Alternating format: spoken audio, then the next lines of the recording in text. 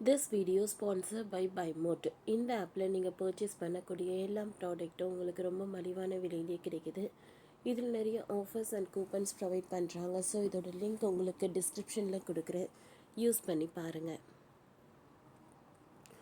சுவாசினிக்கு அழுகுன்னு திமிரு, எனக்கே ஃபோன் பண்ணி சொன்ன வார்த்தை, அந்த பொண்ணும் செய்ததும்.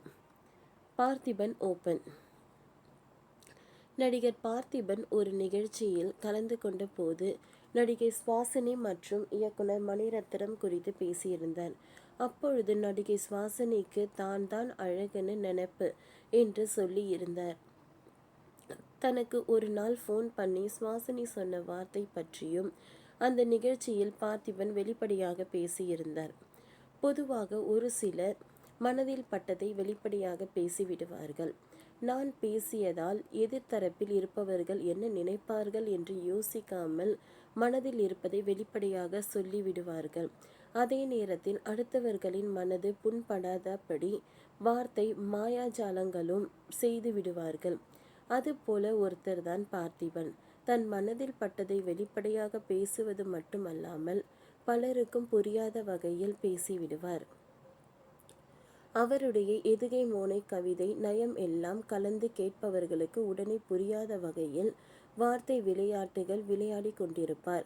ஆனாலும் அவருடைய சுவாரஸ்யமான பேச்சு, அவருடைய ஃபேவரட், அவர் எழுதும் கவிதைகள் ஆரம்பத்தில் புரியாமல் இருந்தாலும் கடைசியில் மனதில் ஒரு மாற்றத்தை ஏற்படுத்தும் வகையில் இருக்கும். இயக்குனராகவும் நடிகராகவும் தொடர்ந்து சினிமாவில் சாதித்து கொண்டிருக்கிறார். பார்த்திபனுக்கு என்னதான் திறமை இருந்தாலும், அதற்கேற்ற கடினமான உழைப்பு இருந்தாலும் அதற்கு சரியான அங்கீகாரம் கிடைக்கவில்லை என்பதுதான் பலருடைய வருத்தமாகவும் இருக்கிறது. ஆனால் அதையெல்லாம் கிடைக்கும் நேரங்களில் மட்டும் வெளிப்படுத்திவிட்டு அடுத்தடுத்து தன்னுடைய வேலைகளில் கவனமாக இருக்கிறார். அந்த நிலையில் சமீபத்தில் ஒரு நிகழ்ச்சியில் பார்த்திபன் கலந்து கொண்டார்.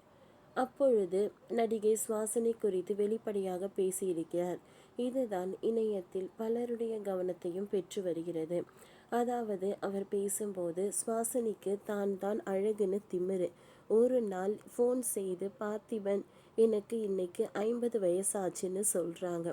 பொதுவாக பொண்ணுங்களுக்கு 28 வயசுக்கு மேலே ஆகிட்டாலே தன்னுடைய வயசை சொல்ல மாட்டாங்க.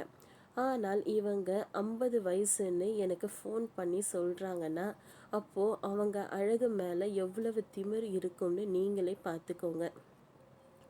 எனக்கு மணிரத்னம் மீது காதல், மணிரத்னத்திற்கு சுவாசினி மீது காதல், இதுதாங்க வாழ்க்கை என்று பார்த்திபன் பேசி பேட்டி இணையத்தில் வைரலாகி வருகிறது.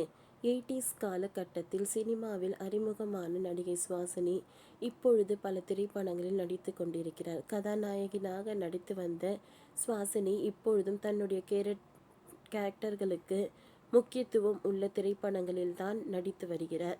நடிகையாக மட்டுமல்லாமல் பல திறமைகளை கொண்ட சுவாசினி குறித்து பார்த்திபன் பேசியது பற்றி உங்கள் கருத்து என்ன என்பதை கூறுங்கள். ஓகே ஃப்ரெண்ட்ஸ், இந்த வீடியோ உங்களுக்கு பிடிச்சிருந்ததுன்னா லைக் பண்ணுங்கள், ஷேர் பண்ணுங்கள், சப்ஸ்கிரைப் பண்ணுங்கள். தேங்க்யூ.